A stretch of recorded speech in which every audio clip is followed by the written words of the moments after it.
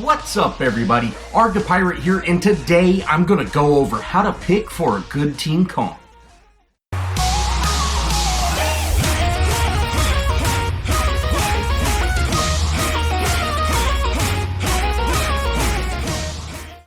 Now I'm going to have a little Offlane Zinx gameplay in the background, but I'm not really focused on the gameplay for this video. I'm going to just really kind of get into what is team comp and really kind of explain how to pick for an optimized team. Now, unless you're playing in a 5-stack or some sort of pre-made team, you most likely will have to pick for a good team comp. And this means picking up a hero that benefits your team as well as, offers something extra for you being solo. You cannot expect to always get into a team fight if you are not in a 5-stack. So heroes like Gideon that have, a wonderful ultimate that's really great for team fights can't be utilized if you're not in a 5-stack and dealing with, a full team and having just that great rotation. The first thing I would always recommend for any team is there needs to be some sort of crowd control hero. This is a stun, a root, or a knockup, or a displacement type of ability. Not so much a slow ability like Seraph's Chastise or Hamstring by Feng Mao. In a sense, not even phase with her slow to root. I would not necessarily consider that a true CC. A true CC is something more that takes a hero out of their action, so they can't move, or they get completely stunned, or they're knocked away by, a Howie landmine. Not so much that just slow down their action. Alright, let's look at some of the CC heroes. Now, I'm not going to cover all heroes that have CC abilities, but these are a handful of, the few different types. Let's start out with the stuns. Now, Narbash has his Thunk ability that is a complete stun. It knocks heroes out of ultimates and just completely stops all action taken by the hero. This is the same for Decker and Rampage. They both have solid stun abilities that, while they are skill shots, they completely stop all action from heroes. On the other side of this, we have Sevrog, Aurora, and Kwong. Now, these heroes have root abilities.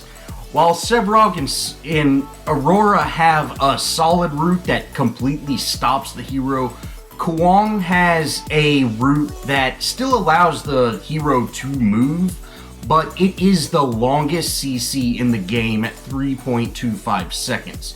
So this really allows him to also, get a full rotation and let the team do some work before they're released from that route, even though it's not a solid stop. Of course, these 6 heroes are not the only options. There are several other options that can provide CC. For example, Countess has a stun ability with her ultimate. Chimera has a stun ability with his ultimate. There are several heroes that have stun abilities that aren't necessarily a solid stun that, is either ranged or something like that, but can perform the same type of action. Now, I picked a comp for most of my games, and that usually ends up me playing support. So as a support, that's where I choose between a Narbash with a Thunk, a Bellica with her knockup, or going with Muriel or FaZe, depending on our team's CC abilities. If we've got a solid Sevrog, or a Crunch, or a Steel, you can get away with not having a support with a stun. So make sure that your team has a stun. Of course, if your first pick, you know, you can't really say what everybody else is going to choose. But being first pick, you kind of set the tone of the rest of the picks. And you can also give advice to other heroes, like, you know, hey, maybe someone should pick a Rampage, or, you know, use that feature to ask people to pick certain heroes. The next critical pick for your team is your carry. Your carry can really kind of decide what type of support is needed and what type of frontline and everything like that is needed. Now, there are two types of carries. There are ranged carries and melee carries, with Yin being a type of hybrid hero where she's got a long range, but she's still considered a melee hero.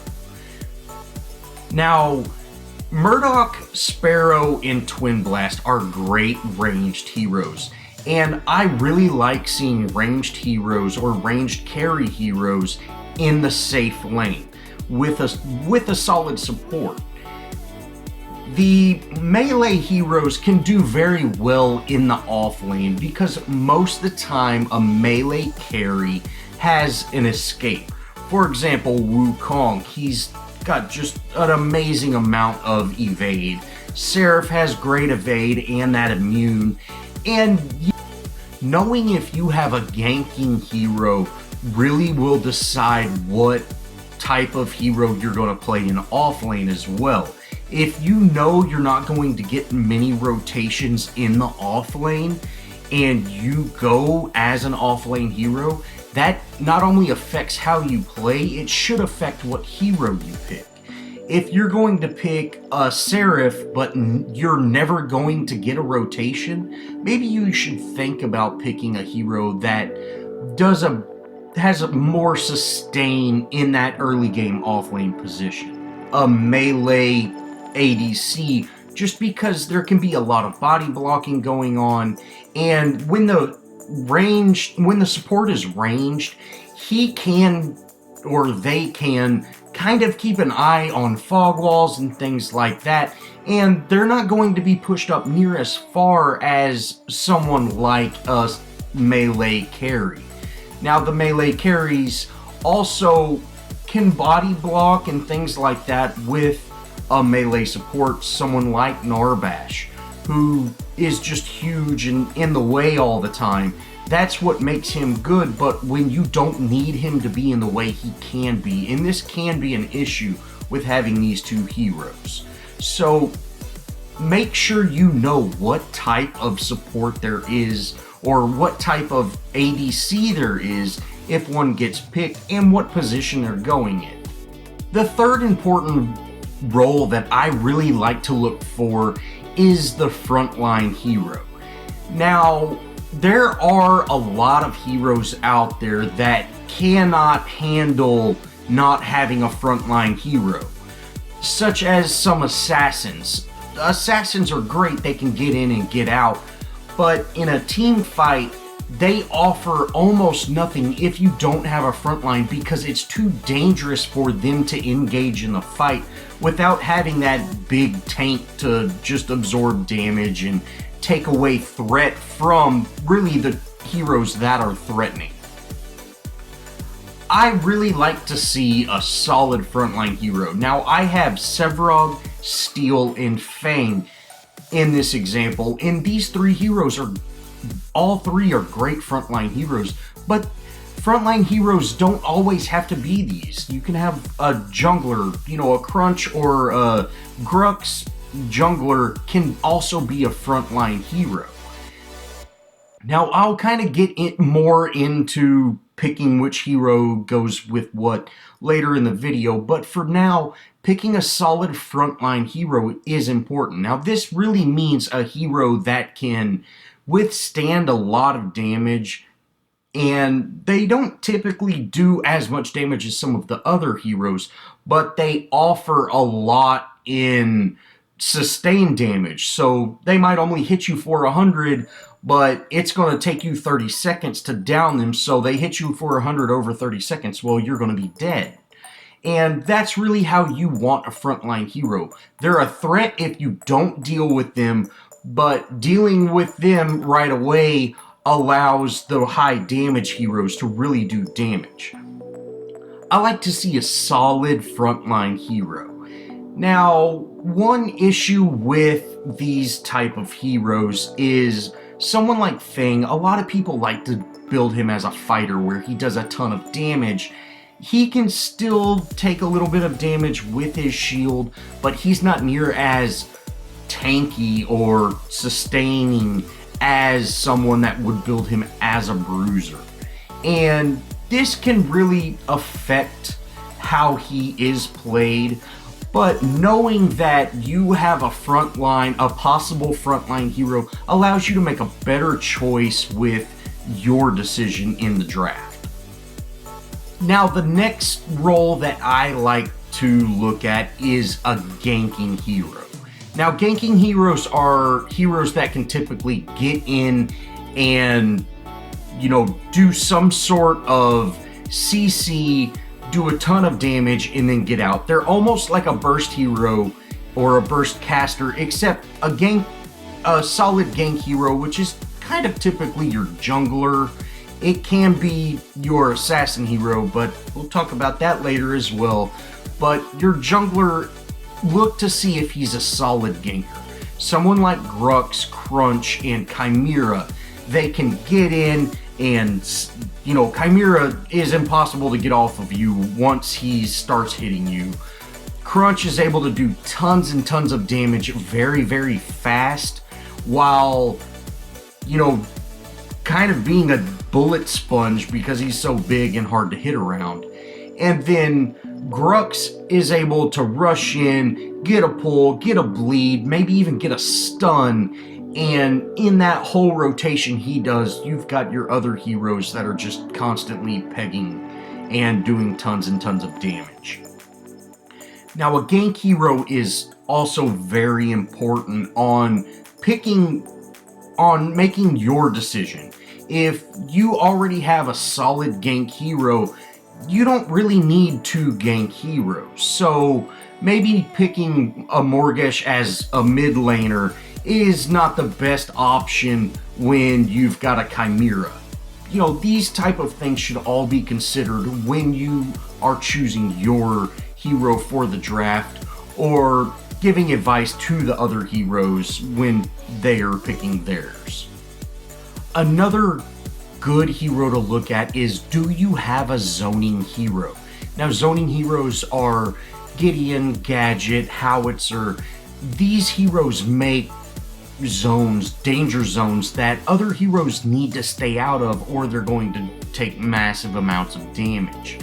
Now, these heroes are great for a team fight and things like that, but knowing if you have a zoning hero already picked or something like that can affect what heroes you pick. If Gadget throws up her bubble and you have a stun, you can stun a hero inside of her little Tesla dome, and they're going to take massive amounts of damage. These kind of combinations are really what defines a good team comp. Being able to combo this ultimate with this ability really just makes heroes so strong when they work together. Currently, Paragon has 3 great lane pushing heroes. Now, Iggy is a great lane pusher, but offers very little, and he's just kind of in a bad spot right now, but they are fixing him, and he's a great lane pusher nonetheless. Wukong is, currently, in my opinion, a little bit broken, but he is an amazing lane pusher. And Greystone is also another great lane pusher. Now, what makes these heroes great is they can push lanes but remain safe by themselves. And that's really the key to what a lane pusher is. They're capable of doing massive amounts of lane progress while staying relatively safe by themselves. And this is really just complemented by your team's ability to last in a fight. Now, if you have a hero like Wukong, you should not expect him to participate in a whole lot of team fights. Now, this should change what type of hero you pick. You know, if you're going to pick a phase, have a lane pusher, have a ranged ADC, you really need a mid laner that is, you know, not so much a control mid laner like Gideon where he can focus people in a group. You'd be better off with a gadget that her Tesla Dome can be put down while she's still doing damage, and you're not relying on your team to get kills, you're trying to get kills. This is also said with a good frontline hero. If you have a lane pushing hero that's not going to participate in too many team fights, you need to have a solid tank. This is a Sevarog or, you know, just a tanky jungler. A Chimera can be a great tank in the end game and, you know, become a very successful frontline fighter with his regen.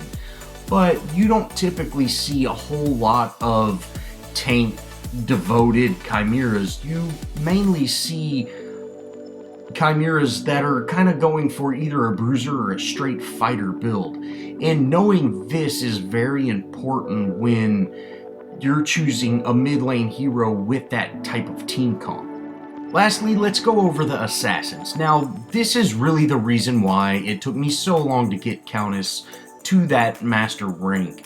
I really enjoy playing Countess, but if you're picking for team comp, you can't always pick Countess because you need to have a good solid team comp for her. If you have a good lane pusher and you also don't really have a solid frontline fighter, picking an assassin hero is not a very good option. You would be much better off picking a zoner because you are able to zone heroes out, and that kind of makes up for not having that great frontline fighter. Although it is not the same, it can help. Now, Morgesh is not considered as an assassin by Epic, but I consider her one. She does not have a very good wave clear. She can really get in and get out, do tons and tons of damage, and she's really feels just much better as an assassin to me than picking her up as, you know, a ganker or something like that, which a ganker and an assassin are close to the same. Except I kind of feel a ganker allows other people to get kills and an assassin really gets kills themselves. So if you're a Chimera or a Grux and you go gank the off lane, you might let the off lane, or not let, but the off laner might get that kill. But if I rotate over to the off lane as Morgesh, I'm gonna get that kill. And that's really kind of where I see the sort of assassins class is based around. Now, Kallari offers very little in team fights. She's very weak, but she's great at getting kills, and that is her job. Her job is to just kill everybody. Anytime someone gets below half health, she kills them. And so that really takes away from her ability to wave clear. So if you have that assassin hero, you need to have teammates that can help you with your lane or things like that, but you don't want just a solid lane hero, because in that team fight, you're already going to be down a hero with that assassin. Countess is also kind of in the same league. Countess does insane amount of damage, very, very burst type damage as well, and she's got amazing wave clear. But the thing about Countess is, let's say the lane is pushed to your inhib, and if you push the lane all the way to their inhib, by the time you get there, you're going to be, you know, half mana or so, depending on the level you're at. And that really limits you as to what you can do in a team fight. If you're at half mana and you're unable to get that mana back, you know, you can clear one or two more minion waves or maybe get a kill, but then you're going to have to return to base. And this is where knowing what type of team comp really benefits these heroes is crucial. Alright, so let's kind of go over the main things that I look for in a team comp. I want to have at least one hero with CC, and this is a solid CC, maybe a root or a stun, depending on the heroes that they pick. If they pick a Gideon, we need a stun, not a root. If they don't have a Gideon, or let's say they have a Countess, a stun would be great to knock her out of that. But if they don't have really heroes that need to be stunned out of things, you can get away with having a hero that has a solid root. You only need one carry, but can have two depending on the team comp of the total. You know, if you have a ADC, a ranged ADC in the safe lane, you can have a carry in the off lane, even though it's, in my opinion, not the most ideal, but it is kind of the meta right now with Wukong. But you can have a very successful team with two ADCs. You just definitely need some sort of frontline fighter, if that's the case. You need a frontline fighter. This can be any jungler can be a frontline fighter, offlaners can be frontline fighters.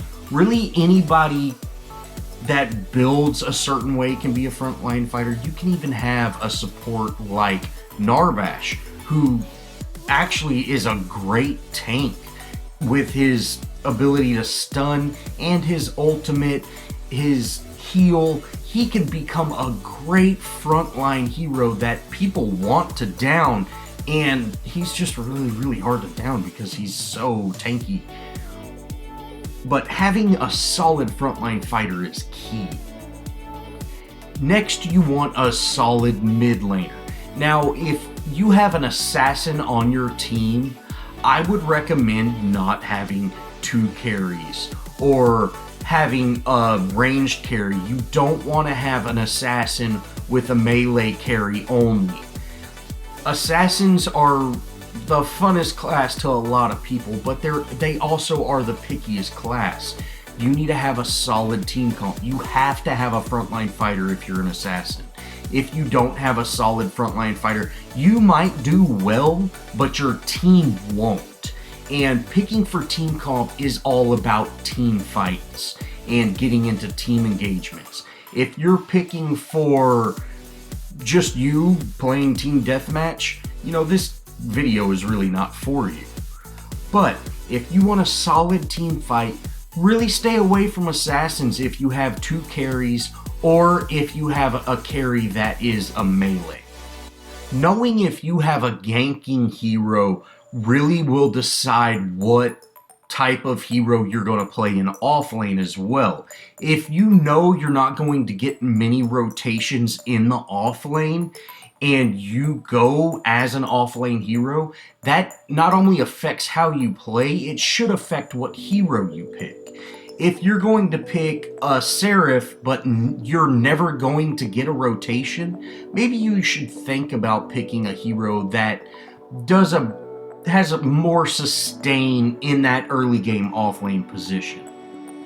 And lastly, knowing what support to pick depending on the opposing team's choices and your team's choices. Phase is not always the best choice. And the same goes with Decker. Decker is a great support, but she offers little, healing ability. Narbash is a great support, but if you already have a tank and a frontline fighter, you don't need a third. Muriel is an all-around great hero, but if you don't have any form of CC, you need to go with a hero that does have CC. And FaZe is a great hero, but the thing about her is she makes one hero amazing and offers very little for the rest of her team. So if your team is, if you have an assassin and two carries and a fighter jungler, picking a phase might not be the best idea. You should probably go with the Narbash for that tanking ability. Well, this is going to wrap it up for my kind of more advanced team comp guide. I do have 2 other guides out, or kind of just 2 other discussions. This video is a lot longer than I wanted it to be, and so I kind of didn't get to really dive deep into all of this. But if you have any questions, let me know in the comment and I'll be sure to get back with you. Well, thanks for watching, guys. If you enjoyed this video, show me some love, leave me a comment, think about subscribing, and as always, I'll see y'all in the next video.